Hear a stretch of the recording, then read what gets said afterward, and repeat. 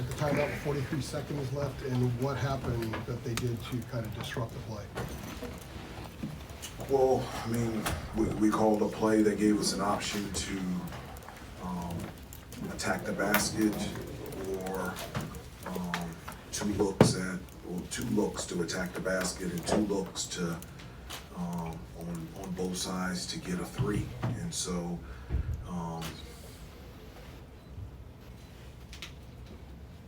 I felt like you have to compliment them. They defended it really well, and we just didn't get a clean look off of that shot. Some of the guys that we just talked to said that they're sad, disappointed, said they have to win the whole tournament, the ACC tournament next week to get in.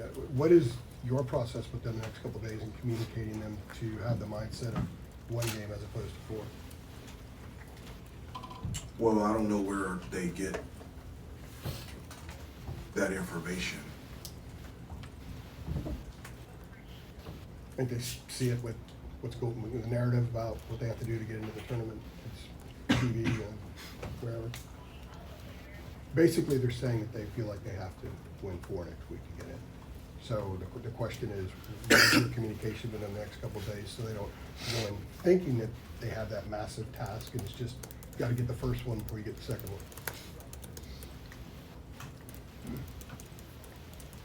Again, I'm not a narrative guy. All I know is that on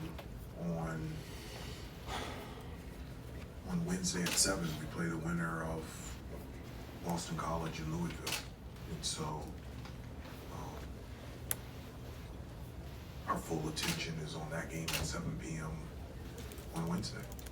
Hubert, did you feel like tonight sort of had some of the same similarities as the game over in Durham in terms of how difficult it was to score, especially on the stretch?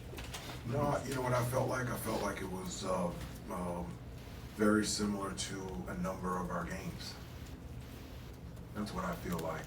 You know, when we, in the second half, took the 4-point lead, I think it's been a consistent theme all year where in that time where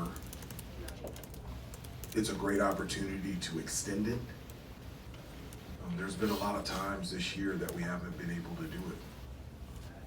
And so, you know, we take the 4-point lead and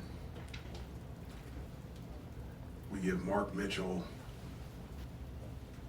a drive to his left for a layup. And then I think the next possession, we give a lob to Lively, who rolls every time off of a ball screen. And so I wouldn't say it was consistent with the first game over in Durham. I would say it's probably more consistent with the close losses that we've suffered this year. How frustrating is that one tendency to use it? Very frustrating. It really is. At the end of the day, it comes down to making plays. And, you know, I've talked to you guys all year and to the team about the importance of discipline and details. And that's a perfect example of discipline and details from a defensive standpoint. You know, those are things that have been told and taught, and those are type of things that just can't do down the stretch. And so it is very frustrating. Hubert, what would you say has kind of led to that disconnect between, you know, I would what call you're- it a disconnect. That would be your definition or your, you know, decision on words, but I wouldn't call it a disconnect. How would you define it? That they're not receiving exactly, or they're not executing the details that you guys are coaching them? Well, there are mistakes always made out there on the floor.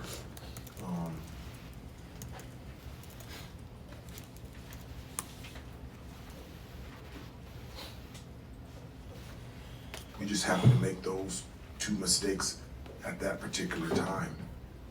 So I think there's a huge difference between a mistake and a disconnect. I don't know what a disconnect means.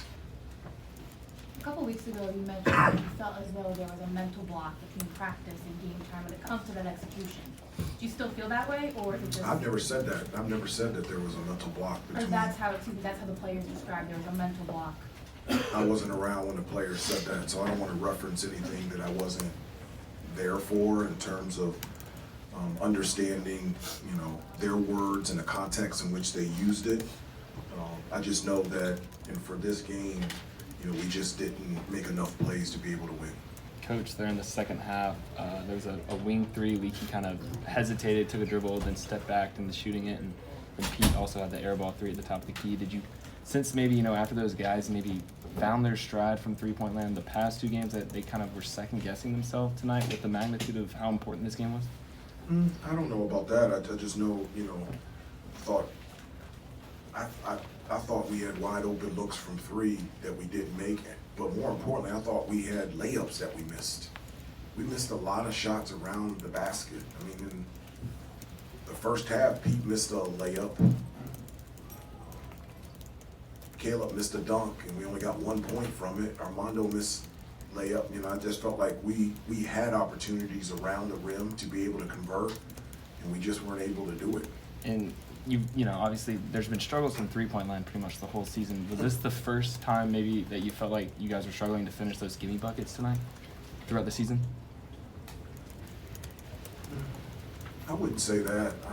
I just feel, in regards to this game, I felt like we didn't finish well around the basket. Even when Derek Lively was out of the game, I didn't feel like we finished well around the basket. Hubert, did you feel like? You talked about the guys playing with a weight, I think, a couple of times this year, like in practice, carrying that weight around. Did you sense that at all tonight, or do you think the I last didn't. couple of games that they kind of maybe worked through that? No, I didn't. I didn't. I've said at times this year, but I haven't felt that lately. I didn't feel that today.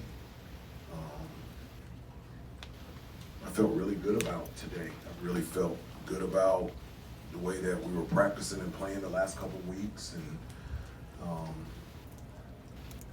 I didn't feel at all that there was a weight on them in regards to playing here tonight. Hubert, you said that it was an emphasis during the year to widen the rotation, that especially in tournaments like the conference tournament where you play back to back to back. You kind of had fatigue issues last year. How do you feel about your depth going into Greensboro, where it would require you to win on 4 consecutive days to win that tournament? Yeah, again, I'm not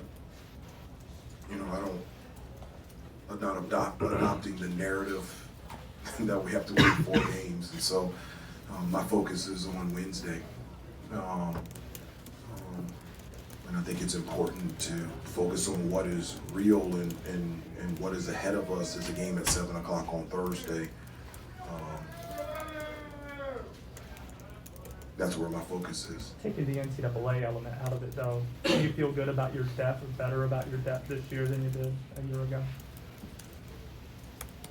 I feel good about our team.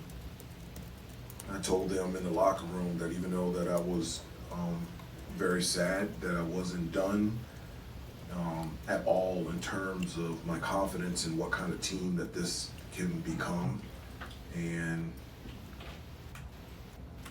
my confidence in this team is not going to waver at all.